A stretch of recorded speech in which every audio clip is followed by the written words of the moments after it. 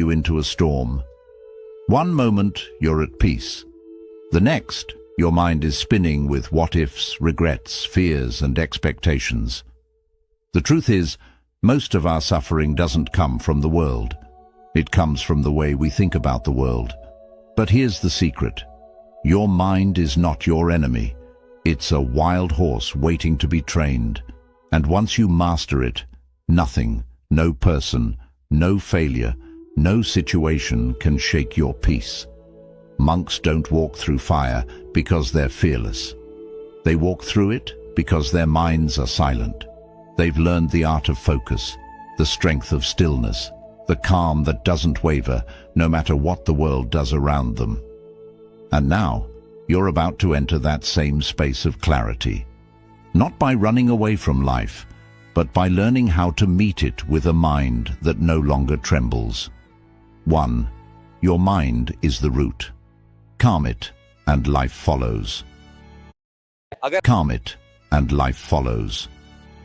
In Buddhism, everything begins with the mind. It's not just one part of who you are, it defines who you are. Your thoughts shape your emotions shape your actions, and your actions shape your life. The Buddha once said, "All that we are is the result of what we have thought." This means your reality is born from your mindset. If your thoughts are filled with worry, fear, or anger, your life will feel like a constant storm. But if your thoughts are grounded in peace, patience, and awareness, life becomes easier, even when things go wrong. Have you ever noticed how two people can go through the same difficult situation, yet one stays calm while the other falls apart? The difference is not what happened, it's how the mind responds. A restless mind will make small problems feel huge. It will exaggerate danger, create confusion, and keep you stuck in fear. But a calm mind can handle even the toughest situations with grace. When your inner world is still, the chaos of the outside world loses its power over you. That's why Buddhists don't try to control everything around them. They don't chase perfection in the world. They build peace within themselves.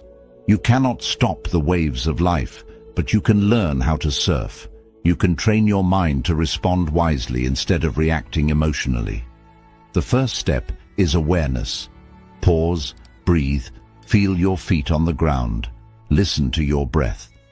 These simple acts bring you back to the present moment where your power lives.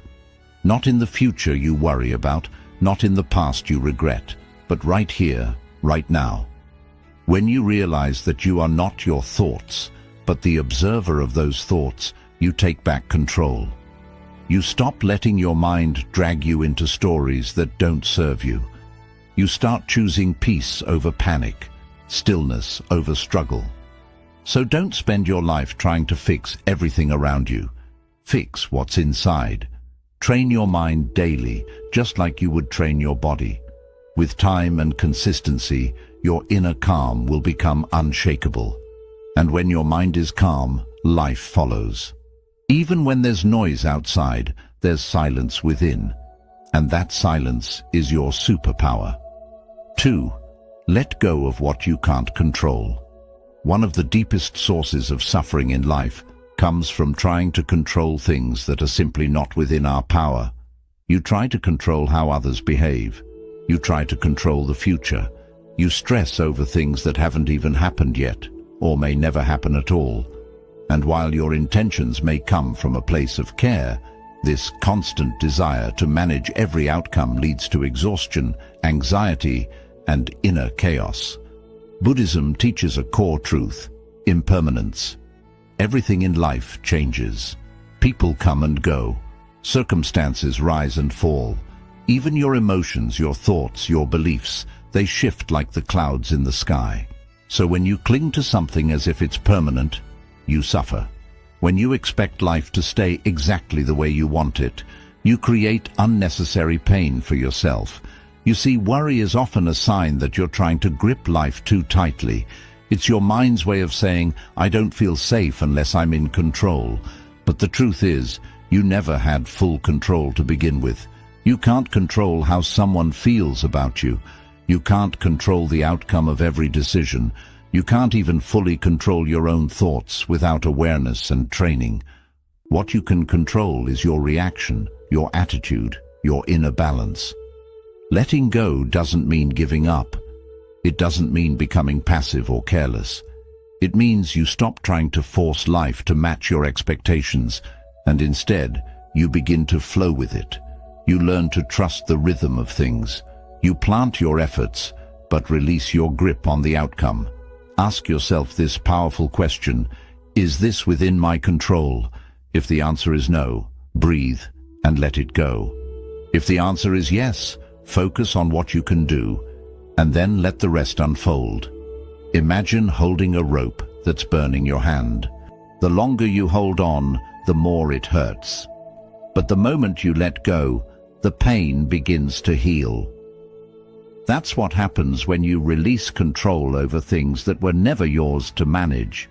In Buddhism, peace is not about fixing the external. It's about dissolving attachment to it. So if someone wrongs you, let go of the need for revenge. If plans change, let go of the need for certainty.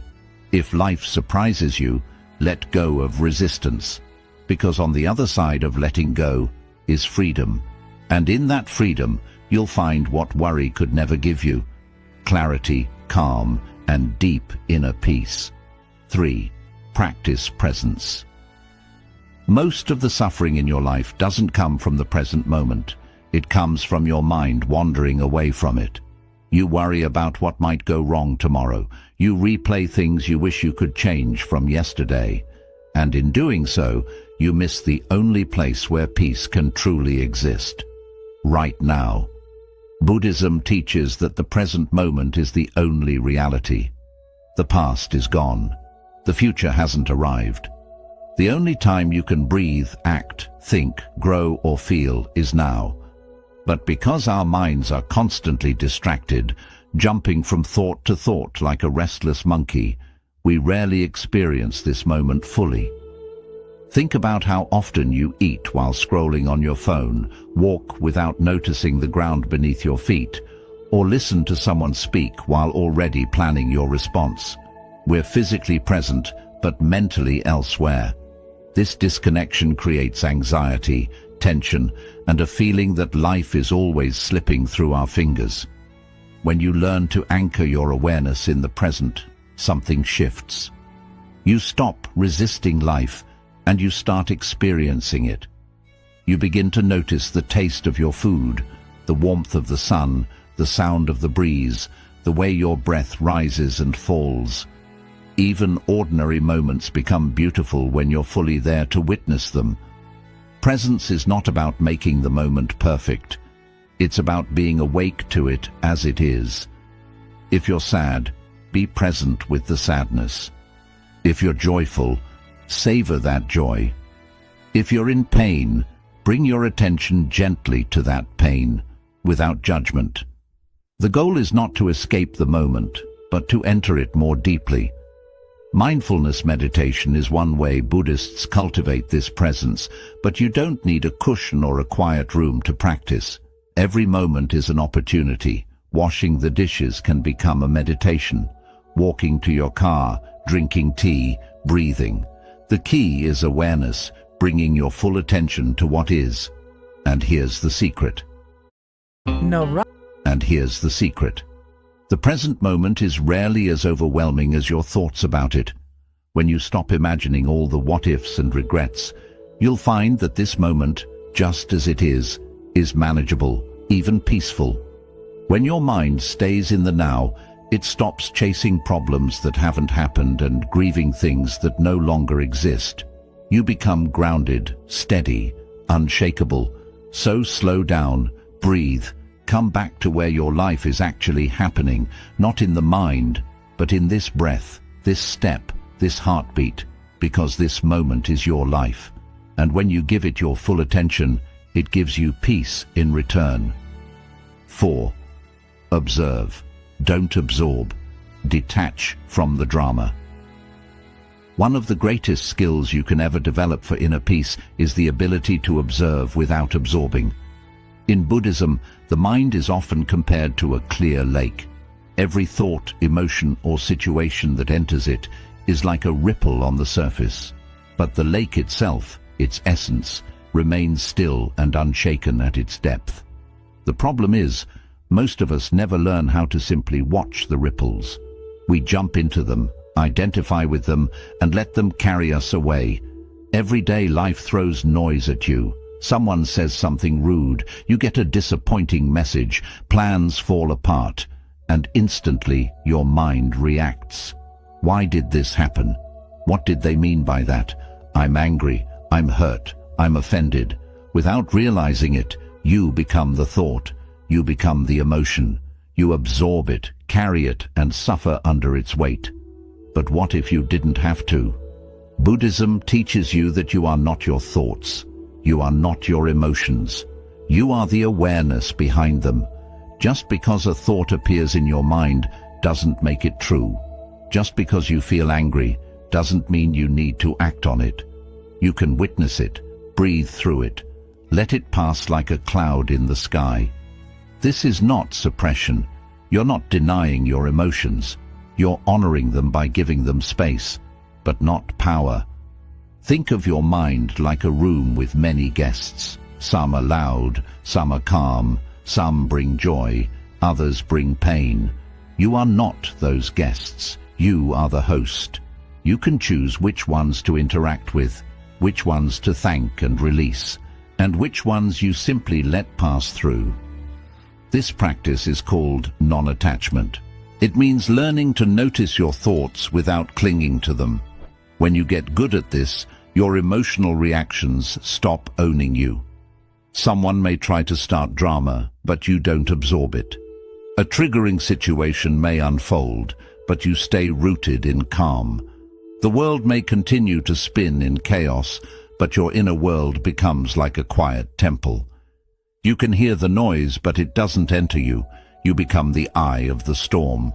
Still, quiet, untouched. Try this. The next time you feel a strong emotion rise up, pause. Don't react immediately. Close your eyes. Observe the feeling. Name it without judgment. This is anger. This is fear. This is sadness. Breathe. Let it float in your awareness. Don't feed it. Don't fight it. Just watch it. You'll be surprised how quickly it softens when you stop giving it fuel. And when you live this way, life becomes much lighter. You no longer carry the pain of every argument, the weight of every misunderstanding, or the poison of every insult. You see things for what they are, just passing experiences. Remember, you are the sky. Your thoughts and emotions are the weather. Let them come, let them go. But stay rooted in your sky-like awareness.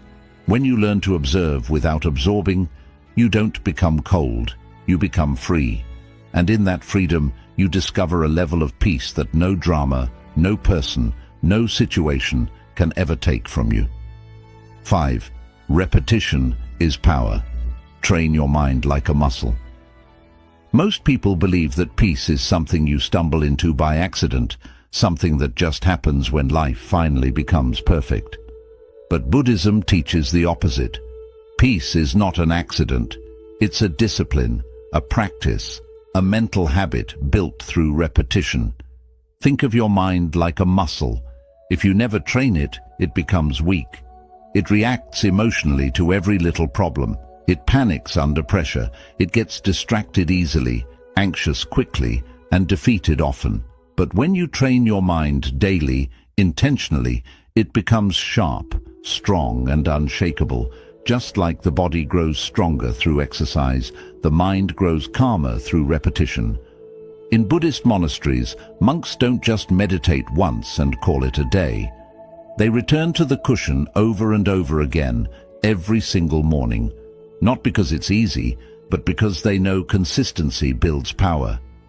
It's not what you do once that transforms your mind. यहाँ पर कौन है जो astrology में believe नहीं करता है? मैं। प्लीज आइए। Once that transforms your mind. It's what you do every day, even when you don't feel like it. So how do you train the mind through repetition? Start with small, consistent practices.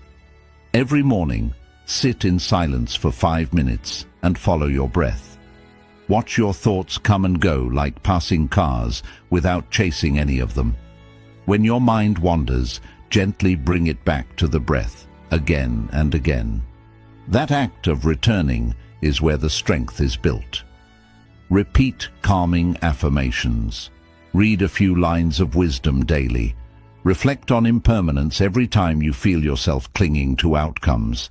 These may seem simple, but done consistently, they rewire your brain.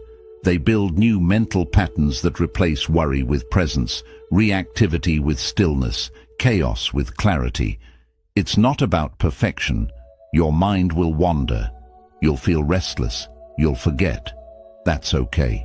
What matters most is that you return, even of a calmer mind. And just like a muscle, the results build slowly but powerfully. Imagine this. One person practices calmness once a month whenever life gets hard. Another person practices mindfulness for 10 minutes every day. Who do you think will be more grounded when a storm hits? The one who trained for it. So don't wait until life is peaceful to start your practice. Practice now. In the noise, in the stress, in the struggle. That's where real strength is born. And soon, you'll notice a shift. Things that used to trigger you don't bother you as much. You'll pause before reacting. You'll find your breath in moments where you used to lose your mind. That's the result of mental training. That's what repetition gives you. Control, clarity, and calm. Remember, every time you return to stillness, you become more powerful. Every time you focus your mind, you move closer to freedom, and every small repeated step becomes part of a great transformation. So train your mind like a monk trains his breath, patiently, daily, and with love. Because when you do it enough times, peace won't be something you visit. It will be where you live. 6. Choose stillness over reaction. In a world that constantly provokes you, stillness is one of the rarest and most powerful responses you can choose. People will test your patience. Situations will challenge your expectations. Life will not always be fair, but what determines whether you suffer or stay strong is not what happens. It's how you respond. Most people live in a state of automatic reaction. Someone says something offensive and they snap back. A plan falls apart and they panic. Their mind immediately jumps into defense mode, arguing, overthinking, complaining, or attacking. This constant reactivity creates a storm inside them that never settles, and without realizing it, they become slaves to every external trigger. But Buddhism teaches something radically different, the power of non-reaction. The Buddha said, "You will not be punished for your anger. You will be punished by your anger." This means every time you let the world dictate your emotions, you hand over your peace. You give away your power. Stillness, on the other hand, is not weakness. It's not passivity. It's mastery. Imagine someone insults you, trying to provoke you. Your ego wants to fight back, to prove yourself, to win the moment. But instead, you pause. You take a breath. You observe your inner reaction without feeding it. You choose not to respond, not because you're afraid, but because you're above it. That stillness shakes people more than anger ever could. Because when you're calm, you're unpredictable, you're unshakable. You become the one who holds the power, not by force, but by self-control. And stillness isn't just about staying silent in conflict.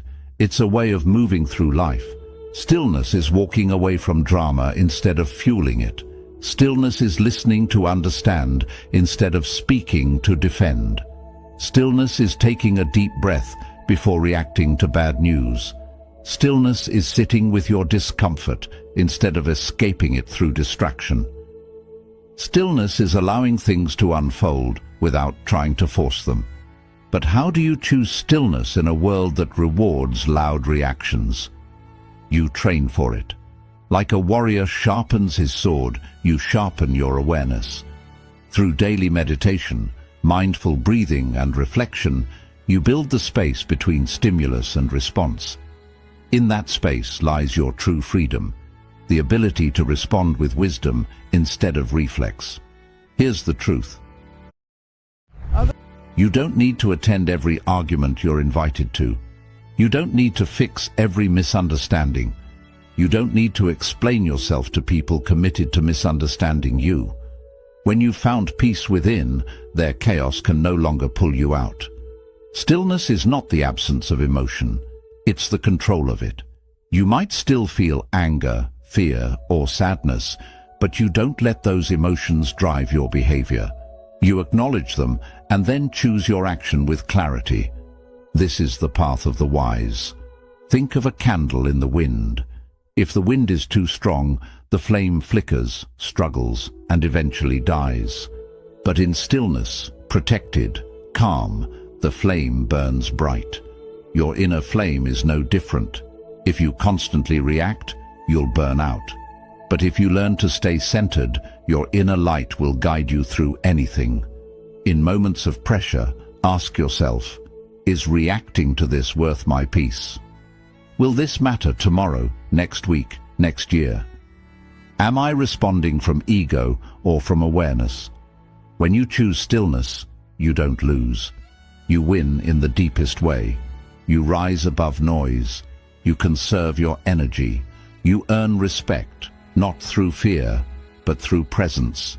People start to notice that you don't get dragged into negativity, that you remain calm when others lose control, that you lead with wisdom, not pride. This is not easy, but it is worth it, because a person who lives in stillness becomes untouchable, not because life gets easier, but because they become stronger. So next time life pokes you, pause, breathe. Remember that you are in control of your response. And when you choose stillness, you choose power, you choose freedom, you choose peace. 7. Compassion creates inner peace. You can meditate for hours. You can master silence, train your breath, and keep your mind focused like a laser. But if your heart is heavy with judgment, resentment, or hatred, true peace will still escape you. That's why in Buddhism, the highest form of inner mastery doesn't come just from discipline or stillness. It comes from compassion. Compassion, or metta in Buddhist teachings, is the intentional practice of extending loving kindness not just to those you like or agree with, but to everyone, including those who hurt you, disagree with you, or disturb your peace. This might sound difficult, and it is, but it is also one of the most liberating practices you will ever experience. Why? Because the more you judge others, the more judgment grows inside you. The more resentment you hold, the more it harms your own mind. Holding on to anger, even if it feels right, is like drinking poison and hoping the other person gets hurt. It never works. You don't need to forgive someone because they deserve it. You forgive because you deserve to be at peace. When you train your mind to choose compassion instead of reacting, you stop being controlled by other people's actions. You rise above the drama, the blame, and the emotional traps. You stop letting your peace depend on how others act and begin building a peace no one can steal. Let's take an example. Imagine someone lies about you or treats you with disrespect. The normal reaction is to feel angry, seek revenge, or cut them out. But Buddhist wisdom shows something deeply powerful. They are suffering too. A truly peaceful person has no need to harm others. People lie, hurt, manipulate, or gossip because they are in pain, because they feel lost, because they don't see their own suffering. And when you realize this, you stop taking their behavior personally. This doesn't mean you allow abuse. Compassion is not weakness. It is a kind of clarity. You can set boundaries with kindness. You can walk away from toxic situations without hatred. You can guard your peace without keeping bitterness. When you answer negativity with compassion, you change the energy of the moment. You become the place where anger ends, not where it spreads. And here's the beautiful truth. Compassion isn't only for others, it's meant for you as well.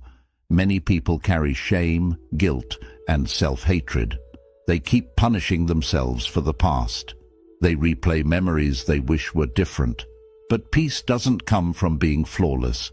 It comes from forgiveness. When you forgive yourself with the same kindness you would give a friend, you release your mind from the prison of regret. Buddhist monks often begin meditation by sending kind thoughts to themselves. May I be safe. May I be safe. May I be joyful. May I be free from pain. Then they share those wishes with others. May all beings be joyful. May all beings be free from pain, even those who have harmed me. This isn't just imagination. It's training the heart to stay open in a world that often tries to close it. And here's the shift. The more compassion you give, the more peace you feel. Because you're no longer walking through life in a state of defense. You're not holding grudges, chasing revenge, or judging everyone you meet. You start to see people not as enemies or problems, but as human beings, each carrying their own struggles, their own stories, and their own pain. This shift creates a deep sense of peace within you. You no longer feel threatened by everything around you. You don't get upset so easily. You respond instead of reacting. You choose to understand instead of attack. You become like a mountain, steady, calm, and full of life. Even when storms arrive, you shine with peace because you've cleared the inner clutter that once stole your calm. So remember this: no meditation, no philosophy, and no spiritual path is complete without compassion. It's the bridge between your mind and your heart. It's the root of real wisdom. And it's the force that makes inner peace a way of living. Not only for you, but for everyone you meet. Choose compassion. Not because it's easy, but because it sets you free. Because it breaks the cycle of suffering. Because it helps you love without fear and live without hate. In a world filled with noise and division, be the one who brings warmth. Be the one who understands. Be the one who chooses love, even when it's hard. Because when you do, you discover the highest kind of strength, a peaceful heart. Your mind is the most powerful tool you will ever have. It can be your greatest enemy or your closest friend. And the difference depends on how you train it. Buddhist wisdom doesn't promise a life without problems. It doesn't say the world will grow calm just because you meditate. But it does show you how to stay calm in a world that often isn't. Through these 7 lessons, quieting your mind, letting go of control, staying present, watching without taking in negativity, repeating habits that create peace, choosing stillness and living with compassion. Slowly you build a mind that stays steady, a mind that doesn't panic when tested, a mind that doesn't get lost in chaos, a mind that becomes a light, not only for you, but for everyone around you. So don't stress, don't rush, don't let the world pull you away from your center. Just breathe, stay steady, return to this moment. And remember, peace isn't found in perfect situations. Peace is found in a trained mind. Train it each day. Care for it gently, and your life will change. Not because the world shifted, but because you did. Thank you for watching. May your mind stay calm. May your heart remain kind. And may you walk through life with the quiet strength of truth.